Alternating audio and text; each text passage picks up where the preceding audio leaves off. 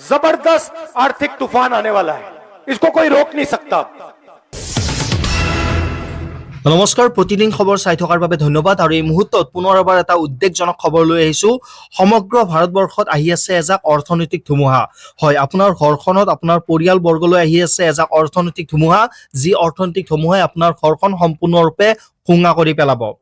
দেশজুৰি বৃদ্ধি পোৱা সামগ্ৰীৰ মূল্য বৃদ্ধি আৰু সাধাৰণ জনতাৰ আৰ্থিক দুৰৱস্থাক লৈ এইবাৰ সৰব হৈ পৰিছে বিৰোধী দলপতি ৰাহুল গান্ধী।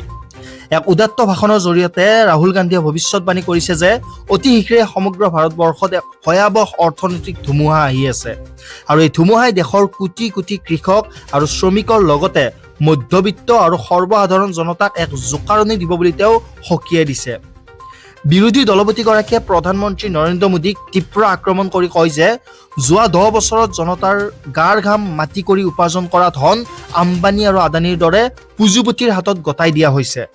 এয়াৰপৰ্টৰ পৰা চিমেণ্টলৈকে দেশৰ সকলো গুৰুত্বপূৰ্ণ খণ্ড এতিয়া মোদীয়ে নিজৰ পুঁজিপতি বন্ধুক হস্তান্তৰ কৰিছে বুলি তেওঁ গুৰুতৰ অভিযোগ উত্থাপন কৰিছে। ৰাহুল গান্ধীয়ে উল্লেখ কৰি কয় যে এই আসন্ন অৰ্থনৈতিক সংকটৰ প্ৰভাৱ দেশৰ পুঁজিপতিসকলৰ ওপৰত নপৰে। তেওঁ কয় যে এই প্ৰভাৱ কেৱল খাটি খোৱা মানুহ, কৃষক, শ্ৰমিক, আপোনাৰ আৰু মোৰ দৰে সৰ্বসাধাৰণ জনতাৰ ওপৰত পৰিব। প্ৰধানমন্ত্ৰী নৰেন্দ্ৰ মোদী, উদ্যোগপতি আম্বানী, আদানী তেওঁলোকৰ জীৱনত এই মূল্যবৃদ্ধি বা অৰ্থনৈতিক ধুমুহাই কোনো ধৰণৰ প্ৰভাৱ পেলাব নোৱাৰে। এনেধৰণে ৰাহুল গান্ধীয়ে গুৰুত্বপূৰ্ণ মন্তব্য আগবঢ়াইছে আৰু সকীয়াই দিছে দেশবাসীক। বৰ্তমান সময়ত পেট্ৰল, ডিজেল, LPG গেছৰ পৰা আৰম্ভ কৰি নিত্য ব্যৱহাৰ্য সামগ্ৰী আৰু ঘৰ নিৰ্মাণৰ সামগ্ৰীলৈকে সকলোতে এতিয়া জুই চাই দাম। বজাৰলৈ 500 টকা লৈ গ'লেও এতিয়া মোনাখন ভৰ্তি হৈ নাহে। এই অনিয়ন্ত্ৰিত মূল্যবৃদ্ধিয়ে এতিয়া দৰিদ্ৰ আৰু মধ্যবিত্ত শ্ৰেণীক জুৰুলা কৰি পেলাইছে আৰু দেশৰ জনতাৰ ঘৰুৱা বাজেট সম্পূৰ্ণৰূপে বিধ্বস্ত হৈ পৰিছে।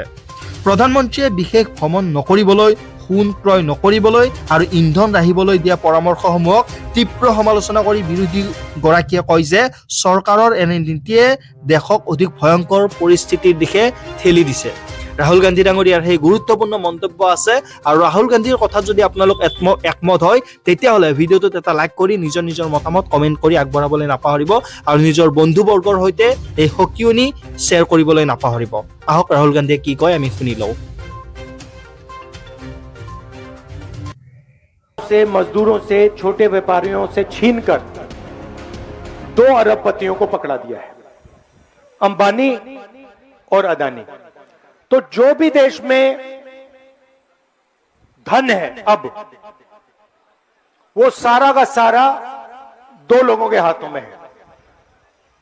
एयरपोर्ट देखिए, पोर्ट देखिए, पावर स्टेशन देखिए, सीमेंट देखिए, देश की रक्षा की जो इंडस्ट्रीज हैं वो देखिए, सारे के सारे नरेंद्र मोदी जी ने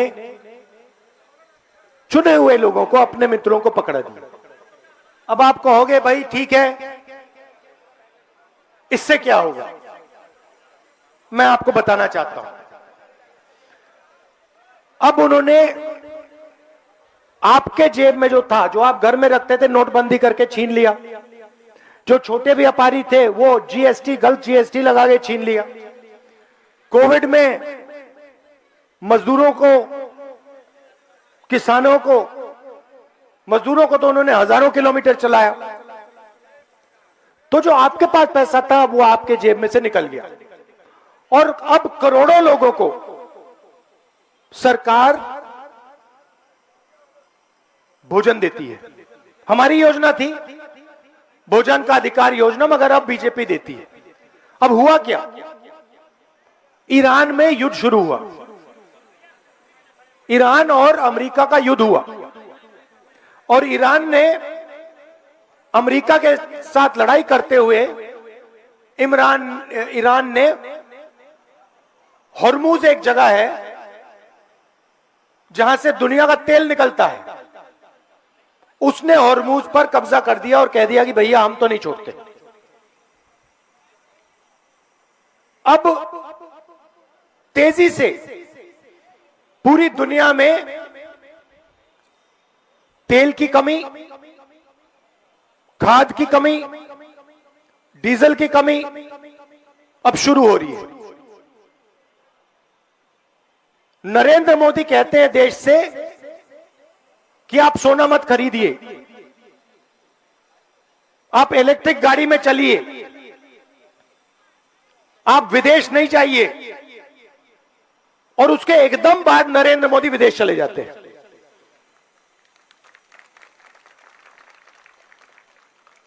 दुख की बात क्या है कि अब जबरदस्त आर्थिक तूफान आने वाला है, इसको कोई रोक नहीं सकता। और ऐसा आर्थिक तूफान आने वाला है जो आपने और हमने पहले जिंदगी में कभी नहीं देखा। और चोट किसको लगेगी? अंबानी अदानी को नहीं लगेगी, वो अपने महलों में बैठे रहेंगे, उनके महलों के चारों ओर सिक्योरिटी होगी।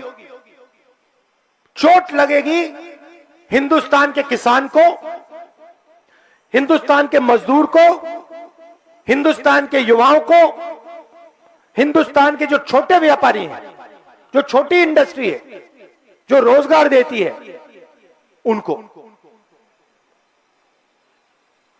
अब हम कह रहे हैं, महीनों से मैं कह रहा हूं कि आर्थिक तूफान आ रहा है, आप तैयारी कीजिए, क्योंकि लोगों को जबरदस्त चोट लगने जा रही है।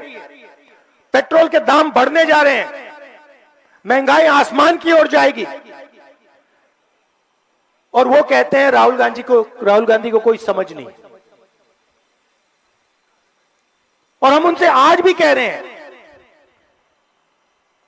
कि आप एक्शन लीजिए, जनता की रक्षा कीजिए, किसानों की रक्षा कीजिए। उनको कुछ लेना देना नहीं।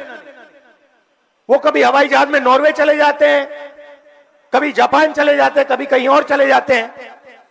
क्यों? क्योंकि ये देखिए हमारे मीडिया वाले हैं यहां पे,